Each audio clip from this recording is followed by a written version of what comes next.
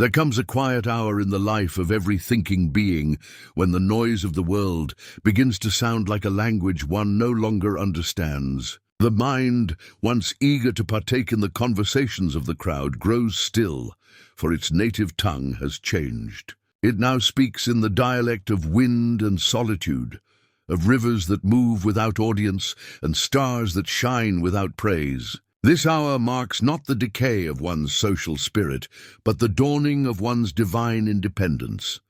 Look around you. The earth is trembling with endless conversation, screens glowing, voices shouting, opinions rising and falling like tides, whipped by invisible storms. Each man believes he must be seen to exist. Each woman believes she must explain her worth. The whole civilization breathes in rhythm with approval, exhaling only when applauded. And yet beneath this thunderous display, a quieter revolution is unfolding, the retreat of the awakened. They are not rebels nor cynics. They are souls who have simply remembered that truth needs no stage. Emerson would say, the soul, once illumined, cannot live forever in borrowed light. The self-reliant spirit, once awakened, finds that its company lies not among the multitude, but within the unbroken communion of its own conscience. This is the sacred withdrawal, not born of contempt, but of clarity. The enlightened do not flee society because they despise it. They depart because its customs no longer echo the rhythm of truth. We must understand this departure not as desertion, but as necessity. The more a person perceives, the less he can remain where perception is forbidden. As the mountain draws the climber upward, solitude draws the self upward, away from the gravity of imitation. The crowd demands conformity. It asks you to laugh when it laughs, to rage when it rages, to chase what it chases. But the awakened soul cannot perform these rituals without injury. It sees too clearly that most human exchanges are performances in disguise. What others call withdrawal is often the soul's effort to breathe.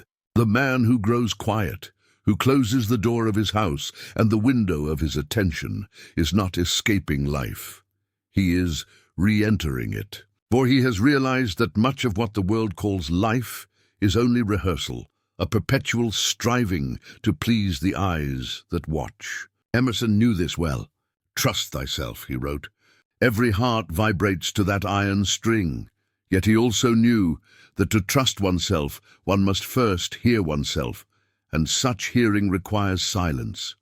The soul's withdrawal is therefore a return, a turning inward, toward the eternal wellspring from which strength, wisdom, and peace arise. It is not rejection, but refinement.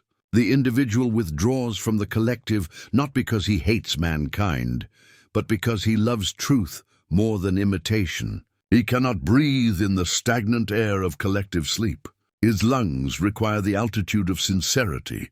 This is why, as consciousness expands, ordinary life begins to feel unbearable. What the unawakened call normal becomes, to the illumined, a subtle form of violence.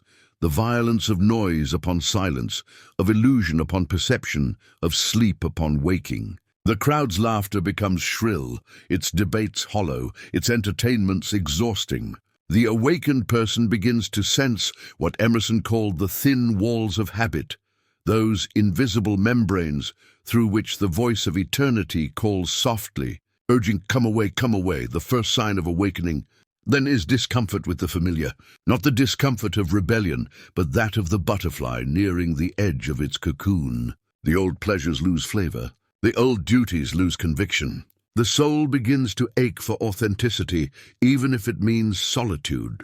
Emerson might say, society is but the shadow of the self. And when the self grows, the shadow can no longer contain it. The mind begins to perceive what it once ignored, that much of our conversation is merely a shield against our own silence, that our constant motion disguises a deep fear of stillness, that our laughter often masks an unnamed grief. To the newly awakened, such insights are not academic, they are physical. The body feels them. One's very nerves rebel against falsity. The presence of deceit, however mild, becomes intolerable.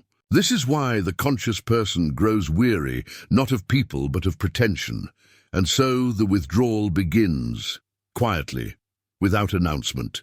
The awakened one no longer seeks constant company. The gatherings that once entertained now feel draining. The endless exchange of trivialities becomes an assault on one's spirit. One morning, without drama, the awakened person simply chooses to step aside. He closes the door, not in anger, but in reverence, for he knows the silence waiting beyond it holds more truth than 1,000 conversations. Emerson, too, withdrew. Though his fame spread across continents, he often fled the city's applause for the solitude of Concord's woods. He walked among the trees as one walks among old friends.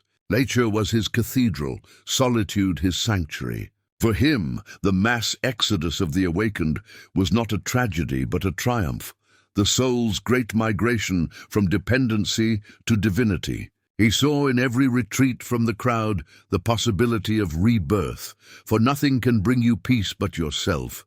What does it mean, then, to disappear consciously? It means to stop feeding the false with your attention. It means to refuse the constant transaction of validation that passes for love. It means to rest in your own presence until the world's noise grows distant and your inner voice speaks again in its original clarity. Emerson believed that each soul contains a spark of the infinite, the oversoul, he called it, from which all truth emanates. But this spark is easily smothered by the winds of society's distractions. The wise man, therefore, guards it as a sacred flame, retreating not in cowardice but in stewardship. The withdrawal is not always peaceful. It can feel like exile, the newly conscious wander between worlds, the outer where masks are mandatory, and the inner where truth burns too brightly to be ignored. This is the valley between awakening and arrival, where many lose courage. Yet Emerson reminds us, the great man is he who in the midst of the crowd keeps with perfect sweetness the independence of solitude. The awakened must learn to carry solitude like a lantern through the marketplace. Quiet, steady, unflickering. Still, there are moments when even that becomes too heavy. When the air of collective conformity grows too thick to breathe.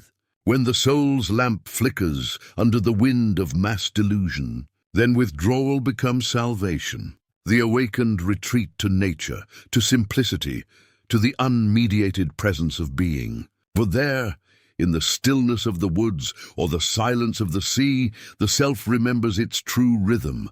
Do not mistake this for misanthropy. The awakened do not hate humanity. They have simply outgrown the illusion that they must trade their truth for belonging. They love humanity too much to deceive it, and themselves with participation in its sleep. They love silence because it is honest. They love solitude because it heals. And from that love they are born anew, less visible perhaps, but more real. Emerson would tell us that this disappearance is the beginning of true presence. To step away from the herd is not to abandon life, but to honor it. To be yourself in a world that is constantly trying to make you something else is the greatest accomplishment. The hermit is not absent from society. He has merely risen above its hypnotic dream. His silence is not neglect, it is instruction. His solitude is not retreat, it is revelation. And if the crowd calls this selfishness, let it. For the crowd cannot recognize what it has never felt. The soul's independence looks like defiance to those who live in dependence. Yet this independence is the seed of all genuine creation. Every truth, every poem, every act of courage begins with a withdrawal. From convention, from imitation, from fear. Emerson saw the universe itself as a rhythm of withdrawal and return, the ebb and flow of tides, the inhale and exhale of stars. So too with man. He must withdraw from the collective to remember his divinity, then return to the world, bearing the fruits of his solitude. The danger lies not in solitude, but in staying too long among the sleepers. To remain awake among the unconscious is to bleed energy with every breath. For the conscious person, each encounter becomes labor. To maintain authenticity in a world that rewards pretense requires a continuous expenditure of spirit. The awakened soon learn that silence is not avoidance, it is conservation. Thus begins the sacred economy of consciousness. The wise spend it only where it multiplies, in creation, reflection, and communion with nature. They withdraw from gossip, from outrage, from the theater of conflict, because each reaction depletes the inner treasury. Emerson compared this inner wealth to divine capital, wasted if spent on trifles, magnified when invested in truth. When you withdraw from the clamor of men, the world calls it loss. But in the silence that follows, a deeper companionship emerges, the companionship of the soul with the infinite. You begin to feel life not as a battlefield of wills, but as a flowing harmony. The trees speak to you without words. The stars remind you that no applause is needed for brilliance. The air itself feels like understanding. So when you feel the impulse to disappear, know that it is not rebellion, but remembrance. You are remembering your origin in the eternal. The world will call you strange, perhaps even broken. But Emerson would whisper, "Do not go where the path may lead. Go instead where there is no path and leave a trail." The withdrawal of the awakened is not the end of civilization, it is the renewal of it. For only those who have stepped away from the noise can return with music worth hearing. This is the first movement of the soul's symphony, the departure. Not dramatic, not angry, but deliberate and divine. The awakened slip away quietly, like dawn dissolving the dark. They do not announce their leaving, for the truth they seek requires no witness. They disappear into silence not to vanish, but to listen. They go off-grid not to escape, but to realign with the grid of nature, the pulse of the divine order that sustains all things. Their absence is not vacancy, it is a clearing, a sacred space where the higher self may speak. And in time, from that silence will arise a voice not of rebellion, but of revelation. When a man has withdrawn from the world's din, he steps not into emptiness, but into his own vast interior. What the crowd calls isolation is, to the wise, entrance into reality. Solitude is not the absence of company, it is the presence of eternity. Emerson believed that in silence the soul rediscovers its natural scale, small beside the stars, yet infinite within. In solitude, man is measured not by applause, but by awareness. The first days of withdrawal feel like exile. The voice of the world still echoes faintly, calling him back to the warmth of conformity. It tells him that solitude is loneliness, that silence is failure. Yet as Emerson wrote, the soul becomes, and the becoming is never comfortable. In the hush of solitude, the habits of the false self begin to crumble. The noise of obligation fades, and beneath it, the voice of the true self begins to whisper. This voice has been there all along, patient as the dawn, waiting for the mind to grow quiet enough to hear it. The modern soul, Emerson would observe, is rarely alone. It seeks constant distraction because silence threatens to expose its poverty. The crowd's noise is an opiate against inner emptiness. But once that noise is gone, the void demands to be faced. Many fear that void, mistaking it for nothingness, when it is, in fact, the chamber of revelation. The soul that dares to stand within it discovers that it is not hollow, it is holy.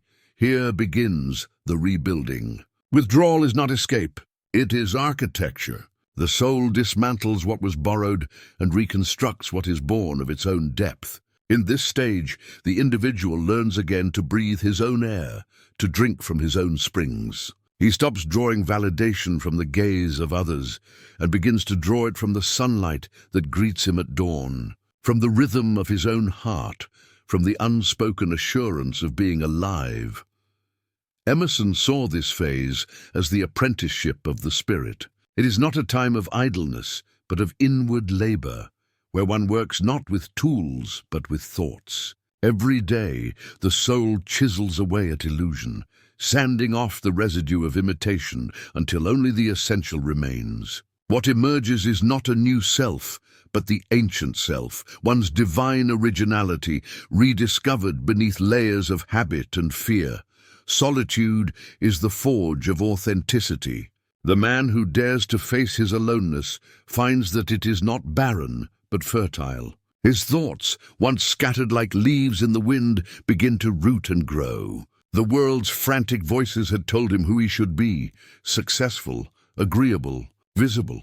But the stillness teaches him who he already is, an emanation of the universal spirit, self-sufficient and complete. The one thing in the world of value, Emerson wrote, is the active soul. In solitude, the soul becomes active again. At first, the silence feels heavy. One becomes aware of every inner noise, the regrets that clamor, the fears that echo, the old conversations replaying like ghosts. This is the mind's residue of society, still seeking an audience. But stay long enough and the noise subsides. What remains is clarity, a steady quietness that is not empty but aware. Emerson called this awareness the oversoul, the shared divinity that binds all living things. When the individual withdraws from the world, he does not isolate himself from others. He unites with the all. He begins to see that solitude is the true communion. In the silence, distinctions dissolve, rich and poor, scholar and laborer, saint and sinner. There is only life, and he is part of its eternal flow. The trees are his companions, the stars his mentors. He feels what Emerson described in nature: standing on the bare ground, my head bathed by the blithe air and uplifted into infinite space. All mean egotism vanishes. I become a transparent eyeball. I am nothing. I see all. The transparent soul sees life as it is, uncolored by the filters of society. It sees that much of what passes for human virtue is only fear of disapproval. It sees that much of what we call evil is only ignorance of unity. In this vision, the awakened one begins to forgive, not as an act of moral superiority, but as an understanding of cosmic proportion. He forgives because he sees no true enemy, only sleeping selves. And yet, this insight isolates him further from the collective, for the crowd thrives on division. The awakened one no longer takes sides. His allegiance is to truth alone. His stillness disorients the agitated, his silence offends the loud. They accuse him of arrogance, of apathy, of withdrawal from duty. But Emerson would remind him, to be great is to be misunderstood. The solitude deepens, and with it a new sensitivity awakens. Every sound, every gesture, every breath becomes charged with meaning. The awakened person begins to feel life rather than merely observe it. The birds are not background, they are symphonies of being. The river is not landscape, it is sermon. The self begins to converse with existence directly, without translation. The divine is no longer a concept. It is experience, but this communion is not without trials. For the same sensitivity that opens the soul to beauty also exposes it to pain. To see clearly is to suffer deeply. Emerson acknowledged this paradox. The invariable mark of wisdom is to see the miraculous in the common.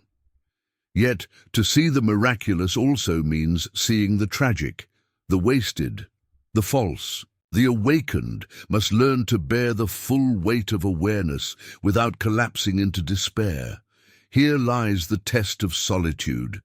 Can you remain gentle in the face of what you see? The falsehood of men, the blindness of society, the vanity of progress. Can you witness these without bitterness? Can you love the world, not for what it pretends to be, but for what it might yet become? True solitude refines compassion. The awakened withdraw not to scorn the world, but to love it from a distance large enough to see it whole. As the weeks pass, solitude becomes less a state and more a rhythm. The individual wakes with the dawn, works with quiet focus, walks beneath the sun, reads by lamplight and speaks little. His days are simple but full. He no longer measures time by tasks, but by moments of presence. A single breeze feels more intimate than 100 conversations. A single insight more valuable than 1,000 approvals. He has learned what Emerson meant when he said, "Nothing can bring you peace but yourself." Nothing can bring you peace but the triumph of principles. Gradually, the need for recognition dissolves. The soul begins to live for the joy of its own unfolding. Creativity arises naturally, not as performance, but as overflow. The awakened one writes, paints, sings, builds, not to impress, but to express the silent harmony discovered within. Each creation becomes a mirror of his restored unity with the whole. And through such acts, solitude begins to bloom into purpose. This is the sacred paradox of withdrawal. You step away to rediscover your bond with all things. In the forest, you find humanity again. In the silence, you find the language of love. Emerson believed that solitude is not an escape from society, but a preparation for service. One withdraws, not to abandon, but to refine, to become a vessel clear enough to carry truth back into the world, and yet not all return. Some souls find in solitude their final home. They build their cabins near rivers and call the stars their family. They live simply, speak seldom, and die unknown. But even their anonymity is luminous, for their peace radiates invisibly through the collective field of consciousness. Emerson would have said, their stillness is their sermon. They teach without words, by the quiet authority of their being. For others, solitude is a passage, not a destination. After the long quiet, a new vitality stirs. The self begins to yearn for expression, not the hollow expression of performance, but the radiant expression of authenticity. The silence, once enough, now brims with gifts seeking to be shared. The soul, having healed itself, desires to heal others. Not with doctrine, but with example. At this point, the awakened one faces a new question: how to return without losing what was found. How to walk among the sleeping without falling back into sleep. Emerson warned of this danger. The virtue in most request is conformity. Self-reliance is its aversion. To re-enter society without surrendering one's sovereignty requires vigilance. The awakened must carry solitude within him like armor, soft but impenetrable. He learns to participate without absorption. He may visit the marketplace, but does not dwell there. He may speak, but seldom argues. He may listen, but rarely reacts. His presence confuses the crowd because it is not needy. He has ceased to play the game of reflection, where each man's identity depends upon another's gaze. The awakened now lives from the inside out, and though the world may see his detachment as indifference, his silence as superiority, he knows better. He has not withdrawn from love, but from its imitation. He has not turned his back on humanity, but on its hypnosis. He serves now in subtler ways, by embodying harmony rather than demanding it, by being whole rather than preaching wholeness. Solitude has taught him the cost of truth. You must lose comfort to gain clarity, lose company to gain communion, lose approval to gain peace. He has paid the price gladly, for what he has received cannot be purchased in any marketplace. He has discovered the one unchanging fact of existence, that all truth, all strength, all beauty begin in stillness. In solitude, he has learned to trust the unseen laws of the universe, to move with the rhythm of things rather than against it. He has felt the divine order beneath the apparent chaos. He has seen that life, even in its cruelty, serves the unfolding of the soul. And so he no longer fights against what is, but flows with it, confident that every ending conceals a beginning.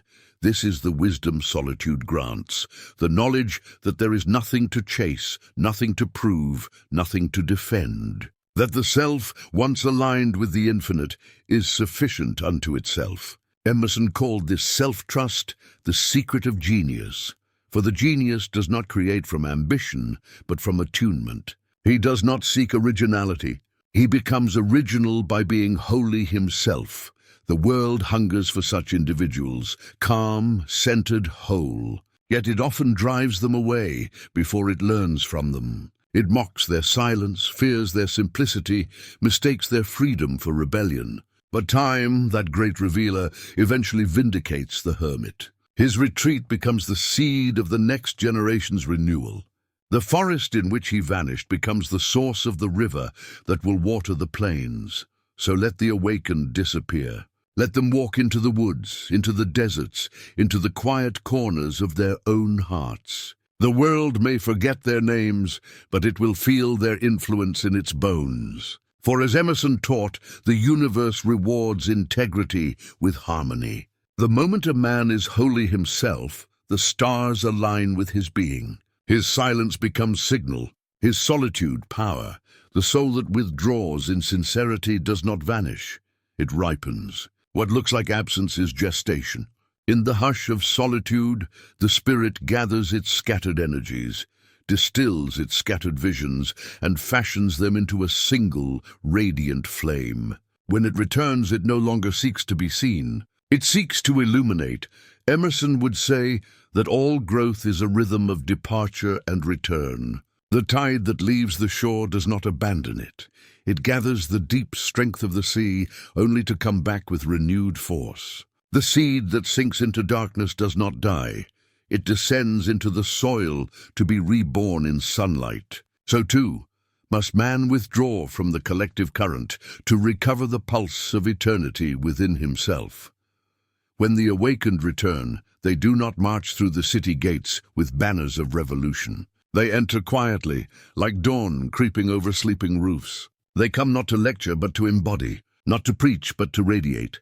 Their words are few, but their presence alters the air. In a room of noise, their silence commands more attention than argument. The light they carry cannot be taught, it can only be felt. This is the subtle victory of the self-reliant soul. He re-enters the world, not as a reformer demanding change, but as a living example of what change looks like. His calmness is instruction, his integrity is contagion, his peace is protest. Emerson believed that what you are speaks so loudly that I cannot hear what you say. The true teacher, therefore, teaches by being. The awakened one now walks among men as a quiet influence. He may sit beside them in their noise, yet remain untouched by it. He may hear their quarrels, yet feel no compulsion to join. He no longer reacts to the world. He responds to truth, and his response is measured, deliberate, kind. He has learned that the highest form of resistance is presence without participation. In Emerson's view, this is not separation, but service. The purpose of life, he wrote, is not to be happy. It is to be useful, to be honorable, to be compassionate. But this usefulness is not achieved through conformity. It comes from alignment with nature, with conscience, with the oversoul that breathes through all beings. The awakened soul serves by being a clear channel for that divine current, unpolluted by imitation. He becomes what Emerson called the scholar of the spirit, a man whose learning springs from direct communion with reality rather than from books or institutions. His classroom is the world, his textbook the seasons. He listens to the laws written in wind and water, in birth and decay, in silence and sound. From this listening, he brings back not theories but wisdom. And this wisdom cannot be imposed. It invites. The world may never know his name. His words may never echo in halls of fame. Yet the influence of his integrity ripples outward in unseen ways. The neighbor who sees his calm begins to question his own restlessness. The child who observes his stillness learns that there is another way to live. The friend who feels his compassion discovers a gentler courage. This is how the awakened return, not with followers, but with presence. They become what Emerson called border dwellers, living at the edge between the visible and the invisible, between society and solitude, between form and essence. They walk in both worlds, bridging them silently. Their hearts remain anchored in eternity, but their hands are extended to time.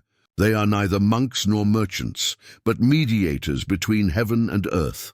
From them, the next wave of awakening begins. For consciousness spreads not through instruction, but through resonance. The awakened transmit vibration, not ideology. Their silence invites others into silence. Their peace calls forth peace in others. In this way, the few prepare the many. Emerson saw history as the unfolding of consciousness through individuals who dared to stand alone. Every revolution, he wrote, was first a thought in one man's mind. The saints, the poets, the prophets, all began as solitary figures who withdrew from their age to commune with truth. Their withdrawal was not escape, it was preparation. And when they returned, they brought light enough to seed centuries.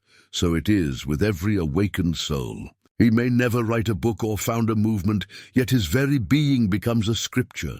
The vibration of his presence reshapes the collective field in subtle ways. He becomes a quiet correction to the madness of the age. This is why Emerson revered the individual above the institution. He believed that one honest man outweighs 1,000 systems. Nothing, he said, is at last sacred but the integrity of your own mind. When you have listened to that inner law long enough to live by it, you no longer need permission to act. You are the permission. The world bends quietly to the axis of your sincerity. The awakened soul, now returned, sees society with new eyes. He understands its madness not as malice, but as immaturity. He sees that men rage and compete and lie because they have not yet remembered who they are. And so he judges no one. He moves through the marketplace like a physician among the sick, not blaming, not boasting, simply carrying the quiet medicine of awareness. He may find companions now, a few others who have walked the same inward path. Together they form not a crowd, but a constellation, scattered, luminous, each shining from its own center, yet connected by invisible harmony. This is how new worlds begin, not with armies, but with alignments. The hermit's silence, once thought useless, becomes civilization's renewal. For the wisdom born in solitude must one day re-enter the stream of life, lest it stagnate. The awakened bring back not doctrines but demonstrations, that peace is possible, that strength can be gentle, that freedom begins within. And yet, even as they serve, they never lose their solitude. Emerson called this the independence of the soul. The awakened man remains inwardly anchored, drawing strength not from praise but from principle. The world may cheer or condemn, but he remains unmoved. For his compass points inward. This is what it means to live self-reliantly, to walk through noise and remain attuned to silence. To meet the eyes of men yet see beyond them, to act without seeking reward. The awakened no longer measure success by fame or fortune, but by fidelity to their inner law. Their life becomes a poem written by the infinite, each act a verse of sincerity. Over time, their influence grows like roots beneath the soil, unseen yet essential. The structures of society, though unaware, rest upon their integrity. Their quiet presence stabilizes the moral ground beneath the restless feet of mankind. This is why Emerson insisted that the ancestor of every action is a thought. The awakened, through their purity of thought, prepare the moral soil from which new actions will grow. They have discovered that to change the world, one must first cease to imitate it. The true reformer reforms by existing. His being is his argument. His peace is his proof. And the world, weary of its own clamor, eventually listens. In time, the cycle repeats. The next generation feels the same stirring, the same exhaustion with superficiality, the same longing for truth. They too will withdraw. They too will disappear into the silence. But this time they will find traces, the footprints of those who came before, the faint glow of paths already lit. The hermits of one age become the lanterns of the next. And so what appears to be an exodus is in truth an evolution. Humanity moves forward not by crowding together, but by the courage of individuals who walk apart. Each withdrawal makes room for a deeper consciousness to emerge. Each silence prepares the world for clearer speech. Each solitude gives birth to a stronger union. Emerson saw this as nature's way. Every leaf falls alone, yet together they make the forest. Every wave withdraws, yet together they shape the shore. Every soul that departs from conformity expands the horizon for all. Thus the disappearance of the conscious is not loss, it is renewal. You who feel the call to withdraw, fear not. You are not abandoning humanity, you are becoming its future. Your solitude is your apprenticeship in truth. The world may not understand your silence now, but it will one day depend upon it. For the health of civilization depends not on its crowds, but on its solitary thinkers, those who dare to hear the whisper beneath the shout. When you re-emerge, you will not be the same. You will carry the calm of forests in your eyes. You will speak with the patience of rivers. You will walk with the humility of mountains. And wherever you go, the world will feel a little less frantic, a little more whole. This is your unseen ministry. Do not rush your return. Stay as long as you must in the sanctuary of solitude. Let the noise of the world fade until only truth remains audible. Then when you walk again among men, your silence will speak louder than their shouts. The crowd will not recognize you. Some will call you detached, others mysterious. A few will sense something deeper, a steadiness, a lightness, a quiet joy. They may not have words for it, but they will feel it. And in that feeling, their own awakening will begin. Thus the circle closes. Withdrawal, transformation, return. The same law that governs the seasons governs the soul. The winter of solitude prepares the spring of renewal. The individual who once vanished into the wilderness returns as a garden in bloom.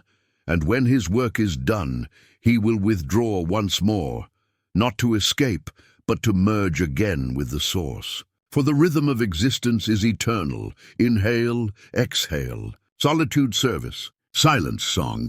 The wise do not resist it. They move with it, trusting that the same power that called them away will call them home. So let the world continue its noise. Let the crowd chase its shadows. The awakened need not protest or persuade. Their task is simpler, to be light in a darkened room. Emerson would say, "The sun shines and warms and lights us, and we have no curiosity to know why this is so. But we all ask the reason of all evil, of pain and hunger and mosquitoes and silly people.